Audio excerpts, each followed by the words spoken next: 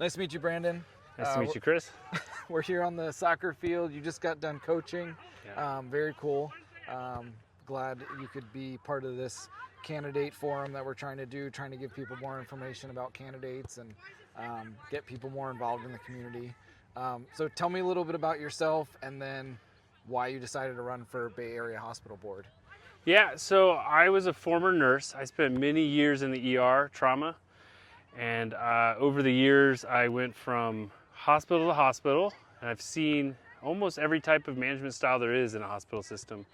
I was a travel nurse for a while. I also was a charge nurse. I went into a little bit of education, and towards the end I switched over some OR and some more care management, and I honestly got burned out. And towards the end of my career, I thought I wasn't going to ever do medical history, anything ever again. And I stepped away for about 4 years to raise my kids. My wife's a doctor here locally at one of the clinics, and we realized we both didn't need to work.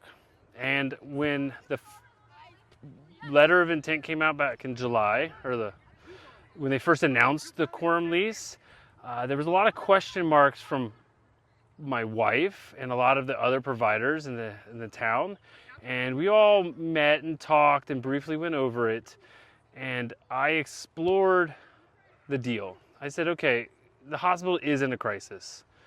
There's no question marks about that. Everybody knows the hospital is in a bad situation. And they had this quorum deal presented, and it sounded like this too good to be true thing. This corporation's going to come in and they're going to rescue us. And I said, that sounds great, right? You look at quorum, you're like, wow, they're going to inject a lot of money. Wow, they have a great track record based on what we're being told, right? Management says this is great. And I walked into that first meeting and I assumed that the board had all the facts. They knew exactly what they're doing. They're making the best decision. And I took their word for it. I went home and started doing my own research on quorum. I saw the history of quorum, how they first started. They started as a management firm within another corporation. They bought themselves out and created their own quorum. Then they got bought by another big corporation. Then they got bought by another corporation. And it ended up being a CHS. And at the time, they were the largest hospital system in the United States. At some point, they broke quorum into a separate entity and gave them 38 of the worst hospitals on their list. Those hospitals were the worst financially, and they were rural community hospitals. So this new special entity had absorbed the worst of CHS, and then they declared bankruptcy. And after they declared bankruptcy, they did another little spin-off of their organization and took another piece of it off, and that got bought by a Wall Street firm. And then the current quorum that we're negotiating with is also owned by 2 Wall Street firms.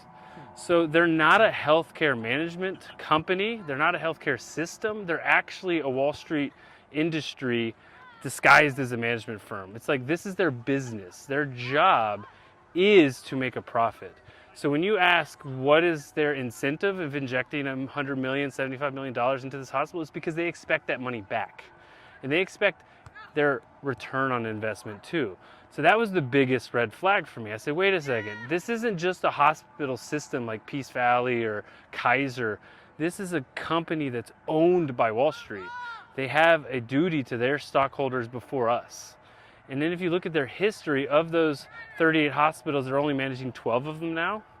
In total, I think it's only about 8 that have truly closed. But when you look at the list, it doesn't look good. Like, they keep pointing to the closest hospital, and they're doing good, but it's only the first couple of years. And the company's not going to start doing the profit cutting until after a few years into it. They're not going to do it immediately, right? So this solution that's being offered is a short-term solution for short-term gains, but we are not looking at 10 years from now. So a lot of the people that are in support of quorum keep talking about the financial crisis now, but they're not talking about how we got to this point. Other hospitals, other communities have had the same problems we have. And across the board, if you look at the research, private equity investments look very good in the first couple of years because they are injecting cash, they are helping short term, but the long-term effects is the cost for the patients goes up over time because they have to make back their money. They invested something, right? The quality of care goes down. They prefer profits, so they would rather just hire a new doctor after burning them out for a year or two than it would be to just keep that same doctor and help them not burn out, right? So their strategy is profit. Their strategy is not what we want. We need a healthcare that cares. We need a healthcare system that treats the local people like they're people, not some profit margin. And when I got into that thought process, I said, wait a second, there has to be an alternative solution. So I switched off from bad talking quorum to going, okay, it's not just enough to say quorum is bad. You have to talk, what is the alternative? Because that's the other side of the puzzle. They keep saying this is the only option. We have no alternative. If we don't do this, the hospital's closing, and that's not true. And that's what I had heard, and Yeah. that's how I had actually first heard your name. This was before people filed to run for the election. I had seen posts from you on social media because I was interested. People were asking me, like, what's your take on this hospital thing? And I'm like, I have no idea.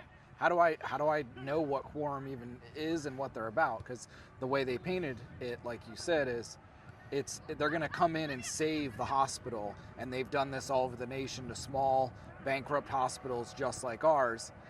But like, you did the research, and that's what I appreciated about you. And I had seen you on Facebook putting information out there, digesting all this information, putting it in words that make sense to normal people, and I appreciated that. So you're obviously very knowledgeable. I mean, you just explained in a nice summary, but you can tell that there's a lot behind that, and you've done your research. So like, what do you say to the normal person that has really no knowledge of all the ins and outs of the hospital and quorum and all that? How do you explain to them in a nutshell what's at stake with this election? I mean, it really does come down to, just leave them right there. We can cut this out. It's fine. I'll ask it again too. Yeah, So, just the last part. Okay. like, what do you tell to the normal voter who's really wanting to know what's at stake with this election? Like, how do you differentiate where we go as a community with the other choices on the ballot versus you and the other guys you're running with? So I can tell you that I have been in communication with 3 other candidates, Dr. John Uno, Kyle Stevens, and Simon Alonso. And we have been working together to talk alternative solutions, and we all agree on the same thing. The quorum deal, we're losing control. It's a community-owned hospital, and when I talk to the average person in this town, most of them don't even realize that we own the hospital. If we give over management to a foreign entity, no matter where they are, we lose control. They can say that they're assigning a board all they want, but in the end, quorum's in charge. They still decide everything. So the first problem we have is we're losing our control of our hospital. We're not selling it, releasing it to another organization who makes the decisions for us because our current leadership isn't making the correct decisions. So if the hospital is incapable of making money, then no other outside entity should be able to make money too. So there's clearly some sort of leadership issue where they're not able to run the hospital, so they're asking for someone else to run the hospital for them. That being said, the very CEO we have now, Brian Moore, is going to be rehired as a quorum employee, which is this very big red flag for me. So we're getting this short-term That's a huge kick. red flag. Yeah, we're getting a short-term kick from this investment, and that's the only pro I could possibly say, because the con is the long-term side effects.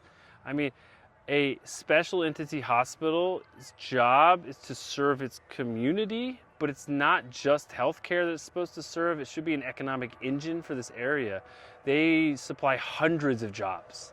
And every time they outsource a job, every time they use an outsourced billing, an outsourced laundry, outsourcing the food, that's less jobs for our community.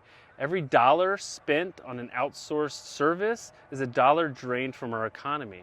So my problem with this deal is they have their own vendor list, they have their own incentives, they have their own profits, and so they're literally going to be sucking money from our community.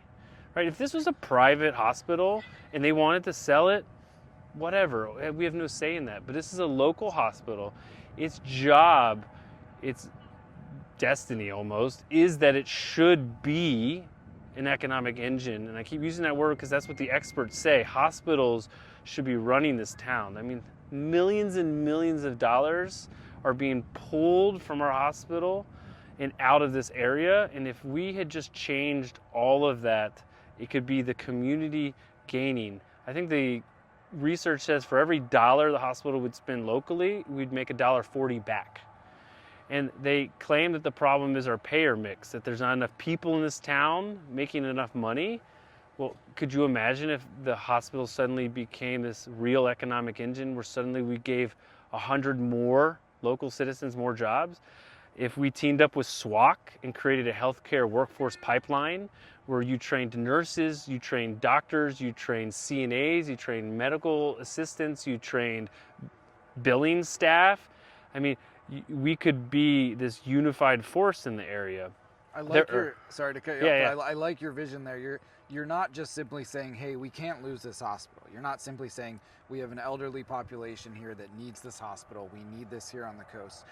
That's obvious to you, and you don't even have to address it.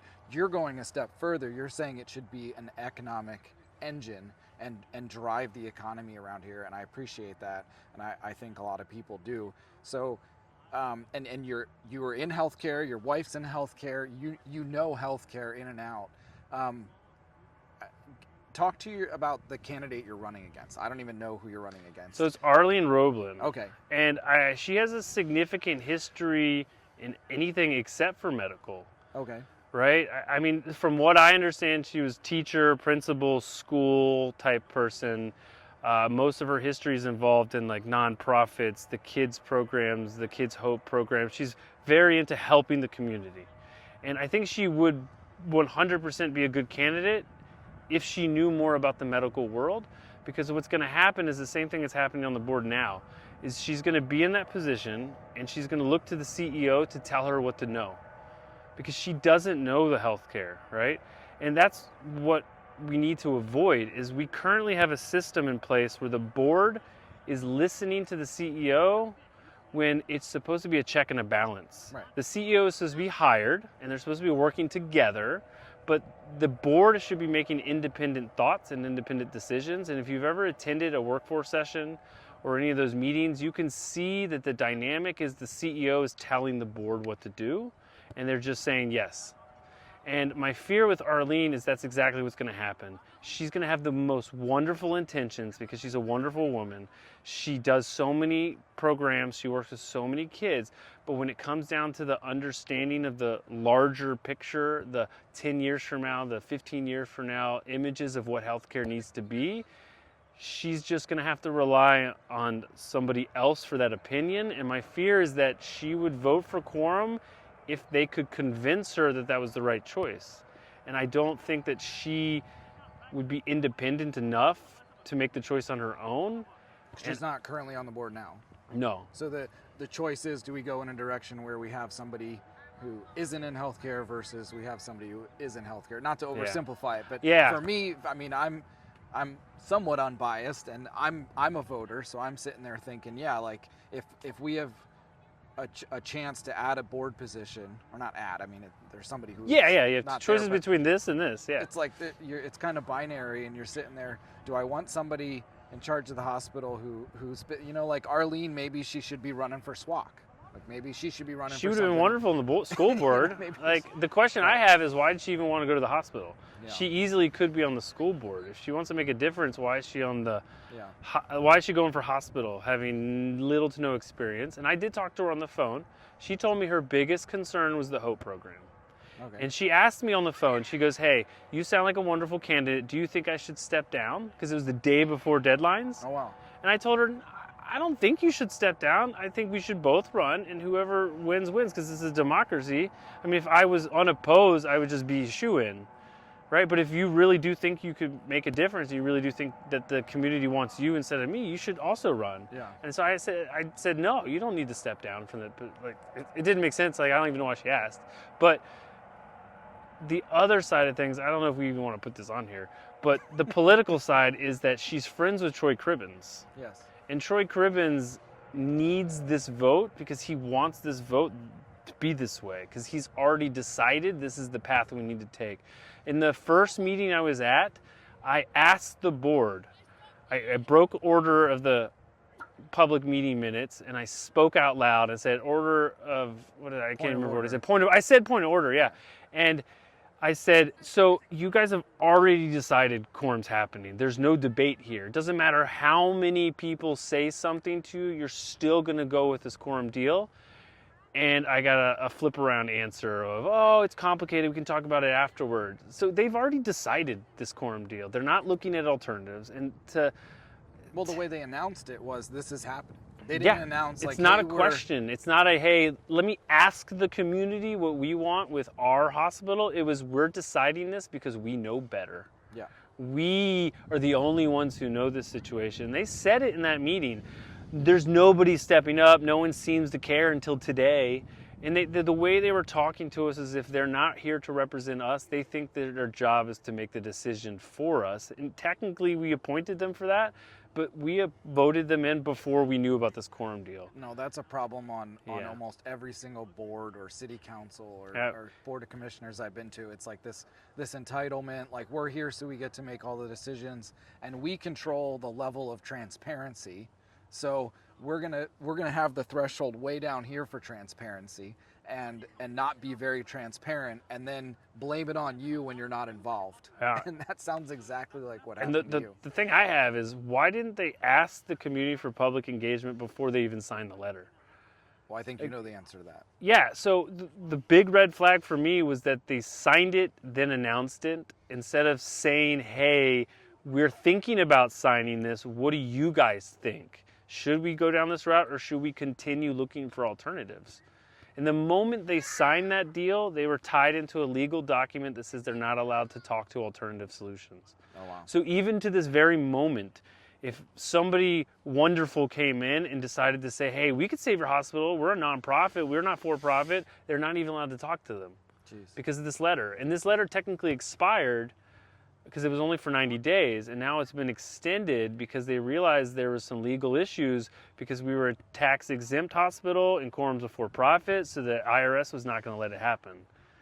Wow. Right? So now they have to rework the deal. So it used to be that they planned on having it signed and ready to go before the new board came in. That was the plan. And then the new board, no matter who was voted in, would have had no power. They would have actually changed the laws and we would no longer have governings. We would have been a contract like overwatcher. It would have changed everything about this election position. But now that the quorum deal has been pushed back, the candidacy matters a lot. And it means that if we can get 3 people on the board who say no, that deal's not happening. And if we can get 4 people, we can make a difference. That's a pretty Yeah. epic choice for the voters. Yeah. I hope people do their research. So where could people find out more about this? Well, I have the Facebook group Save Berea Hospital. Is there a website or is it just a Facebook? We have a website, but it's not for candidates. It's more of a just here's a quick little quorum synapse, and it's not very detailed. We're still working on the website per se, but I really just encourage people to reach out and talk and ask questions, because at this point we just need people to ask questions and get engaged. I mean, I think only 4,000, 5,000 people voted last election for these positions. Oh, wow. And I mean, the numbers not a lot are of short. people participate in We need our voices heard, and people need to start standing up and saying no. And I think the only way to do it is with a vote at this point, because they're not listening. You could call them all you want. You could send them mails all they want. They're set on this decision. For sure. So the people who are on the board now are set. So if you see their names on the election, they're the ones that are going to vote for quorum. And my best guess is that if push came to shove, my opposition, Arlene, would also vote for quorum if she was convinced that there is no alternative. But there's nobody pushing the alternative, so she's not going to make the decision for an alternative if nobody's pushing it. And they're not pushing it because they've already decided on quorum. So that's where we're at, right? We're either you elect the board who's for quorum, or you elect a new set of people who want an alternative solution. And that's me, Dr. John Uno, Kyle Stevens, and Simon Alonzo. I don't know about the rest. I know that Troy and Renee definitely are for quorum because they're already on the board. Right. And that other position, position 3, there's 3 people in that position. I don't know those 2 guys. I mean, I think the community wants something different. I think the community wants it to go in a different direction. So we're out here on a soccer field. Yeah. What besides the hospital stuff? Tell people about yourself. What do you do for? I mean, obviously you're. I coach 4 days a week. I coach Okay. U14 out here Mondays and Wednesdays, and Tuesdays and Thursdays I coach the little U6 kids. Okay. They're hilarious. Because my daughter and son, he's turning 4, my daughter's turning 6. Oh wow. So they're both out there playing, and that's, I've been doing that for Reporto since I moved to this town because I love soccer, and I used to play, I used to coach, and I just wanted to bring back that to the community. It's 100% volunteer. Oh, wow. I mean, I take that back. I get free shirts. There you go. And free shorts, and I get a whistle. But otherwise, I just do it because the community needs it. These kids need somebody to coach them. There's no volunteers, right? The other thing I do is I do food forest growing, and I do a lot of consultation on how to turn your grass into food. I took my grass yard and converted it completely to over 50 fruit trees in less than an acre. I've got nut hedges, hazelnut hedges. I have blueberries, strawberries. I got daikon radishes, garlic growing everywhere. Jeez. And I've convinced at least 20 people to grow their yards like that too. Okay. Like I just keep pushing. I'm like, we should be growing our own food. Yeah. Honestly, that forest behind the hospital could feed this entire town if we converted to a food forest. It's 20 acres. Right, like we could feed this entire community with food. And it's a big project of mine. Like I would love to turn every patch of empty space into just fruit trees and nut trees and berries. Neat. I mean, the Amazon forest was supposedly a giant food forest for the Aztecs. And because they found black walnuts in the forest, there's evidence to suggest that they were growing this giant food forest. Mexico City used to be this major Chinapa system where they grew all their food for their entire empire. And so there's no reason why we couldn't do that in our society. And that was like, if I wasn't doing this hospital stuff, that's what I would normally be doing, is pushing the food forest, convincing my friends to be growing food, and I just go one person at a time. I like planting seeds. I plant them in your head, and I want it to grow into a watermelon. Like, you know what I mean? It's like, I want people to constantly be thinking about the future, because when you plant a fruit tree, you don't get fruit tomorrow, you don't get it next year. It's like 5 years from now that all of a sudden a peach tree is giving you hundreds of pounds of peaches, and that's dividends, right? Imagine how much money you would save if you didn't have to buy peaches, right? Like, we would no longer be reliant on a system where we get all of our food outsourced. And I apply that same logic to the hospital.